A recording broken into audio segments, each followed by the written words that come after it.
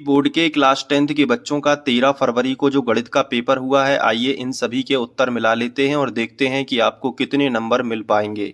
शुरुआत करते हैं सही विकल्पों से। पहला क्वेश्चन था कि द्विघात बहुपद ax वर्ग धन bx धन c का आलेख का प्रकार क्या होता है, तो इसका सही आंसर है परवलय। दूसरा क्वेश्चन था रैखिक समीकरण युग्म a1x धन b1y धन c1 बराबर 0 और a2x धन b2y धन c2 बराबर 0। इन्होंने पूछा था कि आश्रित एवं संगत होता है। आश्रित का मतलब होता है कि एक रेखा के ऊपर से दूसरी रेखा, तो ये तो समपाती भी शब्द हो सकता है, लेकिन इन्होंने शब्द बदल दिया है। तो यही तो दिक्कत हो जाती है कि अलग से अगर शब्द आ जाए तो बच्चों पे बनता नहीं है। आश्रित यानी समपाती और संगत, तो ये कब होता है? जब अनंतः अनेक हल होते हैं, मतलब a1 बटे a2 बराबर b1 बटे b2 बराबर c1 बटे c2 है। तो अनंतः अनेक हल होते हैं तब ग्राफ में रेखाएं एक के ऊपर एक होती हैं, यानी समपाती रेखाएं, और संगत होती हैं। तो दूसरे का सी करेक्ट आंसर था। इसके बाद तीसरे नंबर पे पूछा गया था कि द्विघात समीकरण ax वर्ग धन bx धन c बराबर 0 के कोई मूल वास्तविक नहीं होंगे। मूल वास्तविक नहीं होते हैं कब? जब d का मान 0 से भी छोटा आ जाए, यानी माइनस में उत्तर आ जाए, तब मूल वास्तविक नहीं होते बल्कि काल्पनिक होते हैं। तो तीसरे का डी सही था। इसके बाद चौथे नंबर पे एपी दी गई थी -3 -1/2 और 2, और 11वां पद हमसे पूछा गया था। तो इसको आप पेपर में कैसे सॉल्व करते, देखो आपका इसका करेक्ट आंसर तो 22 है, लेकिन 22 कैसे आया मैं आपको बता देता हूँ।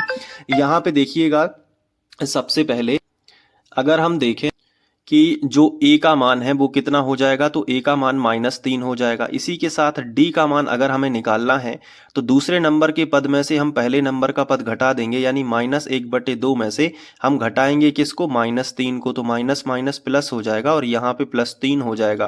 फिर -1 3 दूनी 6, यानी एलसीएम से गुणा हो जाएगा, तो यहाँ पे 6 आ जाएगा, बटे में आ जाएगा 2।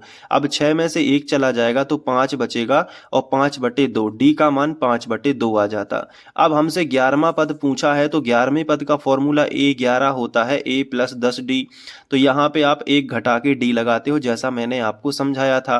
तो a का मान कितना है? -3 है, प्लस 10 ज्यों का त्यों। d का मान कितना है? 5/2 है, तो आप यहाँ पे 5/2 रख लीजिएगा।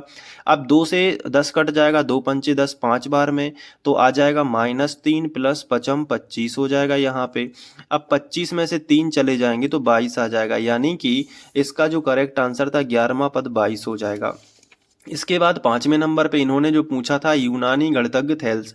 अब ये समय काल भी पूछने लगे हैं सवालों को छोड़ के, वो बात अलग है कि इसका करेक्ट आंसर ये था 640 से 546, बट बच्चे इस पे ज़्यादा ध्यान नहीं देते।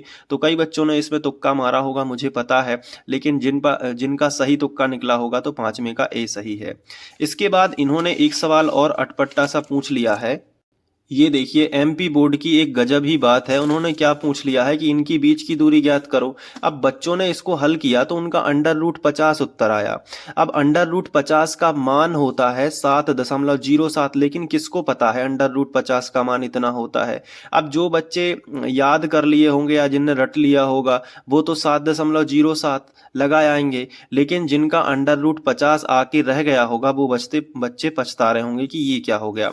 अब इसका √50 कैसे आया होगा वो तो आप जानते हो कि इस दूसरी संख्या में से इसमें से इसको घटाओगे तो -2 में से आपको घटाना किसको है? पहले पद में से पहले पद को घटाओ, यानी -3 को घटाओगे और इसका वर्ग लगा दोगे, प्लस दूसरे पद में से यानी -3 में से -2 को घटाओगे तो -2 हो जाएगा, इसका भी वर्ग हो जाएगा, अंडर रूट रहता है। और तो इसको जब सॉल्व करोगे तो क्या होता है? -2 और -3 -5 का वर्ग हो जाएगा। यहाँ पे भी -5 का वर्ग, 3 और 2 5 का वर्ग हो जाएगा।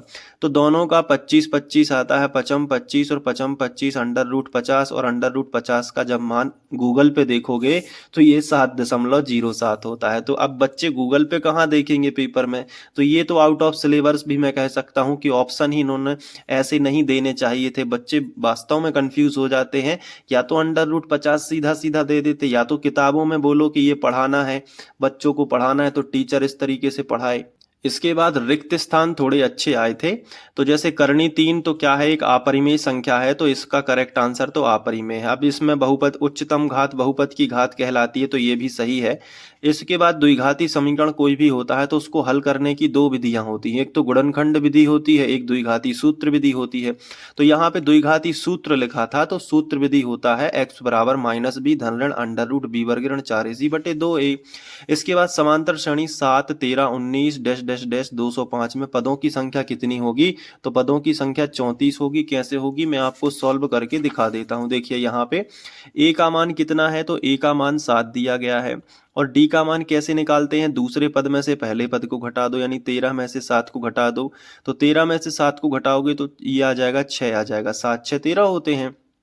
अब जो आखिरी पद होता है वो ए एन का मान होता है, तो ए एन का मान कितना है 205। अब ए एन का ही सूत्र लगा दो, तो ए एन का सूत्र होता है a plus n minus 1 into d, और बराबर कितना हो जाएगा 205 हो जाएगा। अब ए का मान कितना है 7 है, तो यहाँ पे 7 रख के एन माइनस 1 हमने, क्योंकि एन का मान तो हमें याद करना है कि पदों की संख्या क्या होगी, तो एन को ज्यों का त्यों रखा -1, और डी का मान कितना था 6 था, तो 205 रख दिया। अब 7 का इस तरफ पक्षांतर करेंगे तो n माइनस 1 और ये 6 रहेगा इसी तरफ, और 205 में से इस 7 को हम घटा देंगे। तो जैसे ही हम n माइनस 1 और 6 लिखेंगे यहाँ पे, और 205 में से 7 को घटाएंगे तो 15 में से 7 जाएंगे तो 8, 20 में से 19 बचे, अब तो 19 लिख दो। अब देखो यहाँ पे 205 में से 7 घटाने से 198 आएगा। अब गुणा में 6 है तो बटे में पहुंचा दो, तो n माइनस 1 बराबर 198 बटे 6 हो जाएगा। अब ये 6 एकम 6, 6 तिया 18, तो 19 में से 18 चलेगा, एक बचा, फिर 6 तिया 18 तो 33 हो जाएगा। तो n माइनस 1 बराबर कितना हो जाएगा 33, माइनस का 1 इस तरफ आ गया तो प्लस का हो गया, तो n बराबर 33 प्लस 1 यानी कितना हो गया 34। तो ये सॉल्यूशन था, तो 34 जो है पद टोटल 34 होंगे। अब ये तो अध्याय 6 का रिक्त स्थान है जो आप पे बन गया होगा कि सभी खाली स्थान त्रिभुज समरूप होते हैं, तो समबाहु त्रिभुज होते हैं वो समरूप होते हैं। इसके बाद ये खाली स्थान था, त्रिज्यखंड का क्षेत्रफल होता है वृत्त के थीटा बटे 360। क्षेत्रफल नहीं पूछा है बल्कि चाप की लंबाई पूछी है, तो 2πr हो जाएगा। इसके बाद आगे बढ़ते हैं, तो इन्होंने यहाँ पे पूछ लिया गया है सत्य असत्य। तो सत्य असत्य में आपको बता दूं कि पहला जो कथन है कि वृत्त के दो बिंदुओं पर प्रतिच्छेद करने वाली रेखा को तिर्यक छेदी रेखा कहते हैं, नहीं कहते हैं तिर्यक छेदी रेखा।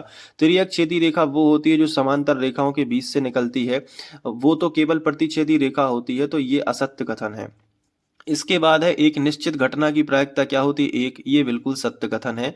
इसके बाद है अर्धगोले के आयतन का सूत्र, ये नहीं होता, बल्कि ऊपर जो लिखा है मैंने वो होता है 2/3 πr घन, तो ये तो असत्य कथन है, तो इसमें असत्य आपको लगा के आना था। अगला है त्रिकोणमितीय अनुपातों की सहायता से, हाँ बिल्कुल ये सब ज्ञात किया जा सकता है, तो सत्य इसमें लगा के आना था। इसके बाद है प्रेक्षणों का वह मान जो सबसे अधिक बार आता है, तो जो सबसे अधिक बार आता है उसे बहुलक कहते हैं, ना कि माध्यक, लेकिन इन्होंने कहा कि माध्य कहलाता है, तो ये कथन कैसा हो जाएगा, असत्य हो जाएगा। किसी प्रयोग की सभी प्रारंभिक घटनाओं की प्रायिकताओं का योग 1 होता है, ये भी बिल्कुल सत्य है। तो सत्य असत्य भी इन्होंने बहुत ही आसान पूछ लिए हैं, तो इसमें कोई प्रॉब्लम नहीं होती। इसके बाद भाई साहब ये सही जोड़ियां थी, ये बहुत ही आसान सही जोड़ियां थी, जिनको सर्वसमीका याद थी और जिनको ये त्रिकोणमिति के अनुपात वगैरह पता थे वो बिल्कुल करके आए होंगे। मैंने मिला दी हैं, आप एक बार देख लीजिएगा, बिल्कुल सही सही जोड़ी हैं, वीडियो को पॉज करके आप मिला सकते हो सही जोड़ियां। इसके बाद सही जोड़ियां तो आपने देख ली होंगी। इसके बाद मैं आगे बढ़ता हूँ और यहाँ पे देखिए एक शब्द वाक्य में उत्तर बता देता हूँ। किसी एपी के एनवा पद ज्ञात करने का सूत्र एन बराबर होता है a plus n minus 1 into d, ये भी बिल्कुल सही है।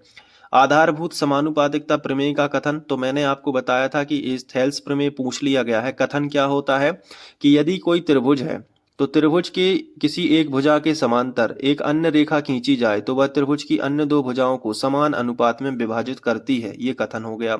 चित्र बना देते और ए बी सी नाम दे देते यहाँ पे, और डी ई यहाँ पे दे देते, तो कथन के बाद लिख देते ए डी बटे डी बी और ए सी यहाँ पे ए ई बटे ई सी, ऐसे आप लिख सकते थे। अब यहाँ पे है वृत्त की छेदक रेखा, तो छेदक रेखा क्या है, तो वृत्त की छेदक रेखा वृत्त ऐसी रेखा जो वृत्त को किन्हीं भी दो बिंदुओं पर स्पर्श करती है।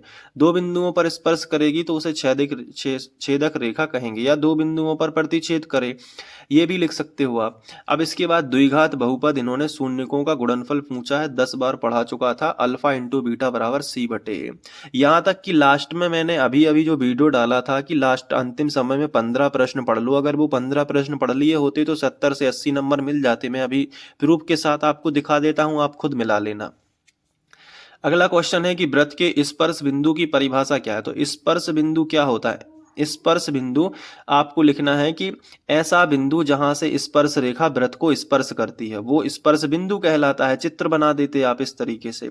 अगला था कि एक वृत्त के वृत्तखंड के क्षेत्रफल का सूत्र लिखिए। तो क्षेत्रफल का, वृत्त के त्रिज्यखंड का क्षेत्रफल, तो एक वृत्त के वृत्तखंड के क्षेत्रफल का सूत्र। तो वृत्त का जो वृत्तखंड होता है वो आप इसी तरीके से कर सकते हो, तो ये बनेगा। ठीक है, तो इसका फॉर्मूला थीटा बटे 360 पाई आर स्क्वायर आप लगा सकते हो। ठीक है, अब इसके बाद अगर हम क्वेश्चन आंसर की बात करें तो मैंने आपको, आप अभी प्रूफ के साथ मिलाइए, कोई ऐसी बात नहीं है, प्रूफ के साथ मिलाइए। क्या मैंने कल 15 क्वेश्चन में ये वाला क्वेश्चन शामिल नहीं किया था? क्या घोड़ा वाला सवाल, वर्गाकार घास के मैदान में कोने पर एक खूंटे में एक घोड़े को, तो ये सवाल क्या मैंने शामिल नहीं किया था? बिल्कुल किया था। इसके बाद ये कितने नंबर का है? 2 नंबर का सवाल, ये आप पे बन जाता अगर आप कल का, परसों का वीडियो देख लेते, जिसमें अंतिम समय में केवल 15 क्वेश्चन आपको बताए थे। उन्हीं 15 क्वेश्चन में ये शामिल किया था। देखो पूरा पेपर फंस गया, 70 से 80 नंबर। अगर आप ढंग से वीडियो देख लेते ना मेरा, तो ये भी आप पे बन जाता। इसके अलावा मैं आपको बताता हूं, ये सवाल देखिए आप, क्या ये सवाल ना आप पे बन जाता? आप अगर वो वीडियो देख लेते, ये सवाल ना बन जाता? देखो कितने सरल सरल क्वेश्चन इन्होंने दे दिए हैं। तो अगर आप वो लास्ट के 15 वाला वीडियो भी देख जाते ना, तो ये सवाल आप निश्चित कर पाते।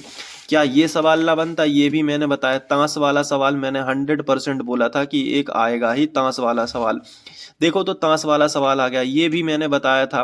पहले मैंने 40 क्वेश्चन निकाले थे, फिर उसके बाद 15 क्वेश्चन बताए थे कि इनको कर लो अंतिम समय में कम से कम। ये देखो मीनार वाले सवाल, कितना इजी पेपर आया था अगर आप अच्छे से देखो। देखो ये संख्या, दवा का एक कैप्सूल, अभी 15 वीडियो जो 15 क्वेश्चन मैंने बताए थे उसमें ये क्वेश्चन भी बताया था कि ये दवा का कैप्सूल वाला सवाल आएगा इस साल। तो आपने अगर कर लिया होगा, वो वीडियो सीरियसली लिया होता तो जरूर कर पाते। ये मैंने बताया था पूरा, देखो यही क्वेश्चन मैंने बताया था, ये दवा का कैप्सूल वाला और ये वाला आप देख सकते हो। ये देखो जीवन, ये यहाँ पे बहुलक ज्ञात करने के लिए आ गया है। देखो आप, बहुलक ज्ञात करने के लिए आप मिला लो पूरा वीडियो। इसलिए मैं कहता हूँ कि मैं जो कुछ भी बताता हूँ उसको थोड़ा सीरियसली लिया करो, अच्छे से पढ़ लिया करो। अभी इंग्लिश में भी मैं इंपॉर्टेंट क्वेश्चन आपको बताऊंगा, तो वो जरूर देख लेना, कुछ भला आपका हो जाएगा। ठीक है, डिस्क्रिप्शन चेक कर लेना या फिर डायरेक्ट चैनल को सर्च कर लेना। चैनल का नाम है फ्री ऑनलाइन कोचिंग, आप जाके देख लो, मिला लो, पूरा पेपर वहीं से आता है। जो मैं आपको अभी मैं एक्सरसाइज कराऊंगा, ग्रामर की चीजें बताऊंगा, वहीं से पूरा पेपर आएगा। ठीक है, मिलते हैं नेक्स्ट वीडियो में। Thank you.